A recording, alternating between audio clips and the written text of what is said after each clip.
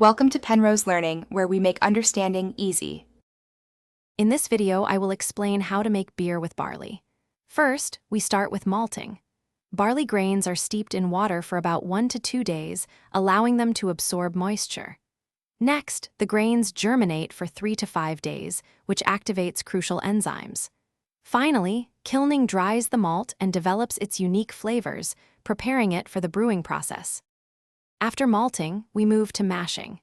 Milled malt is mixed with hot water, typically between 145 and 158 degrees Fahrenheit, in a process called mashing.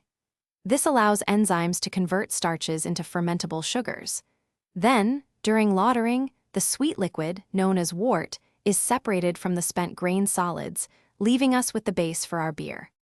Now, it's time for boiling and hopping.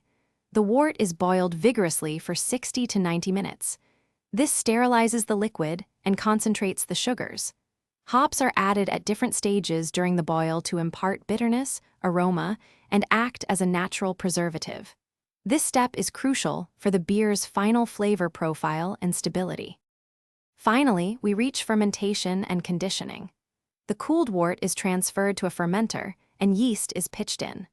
Over 1 to 2 weeks, the yeast converts the sugars into alcohol and carbon dioxide, transforming wort into beer. After fermentation, the beer conditions for several weeks, allowing flavors to mature and mellow before it's ready to enjoy.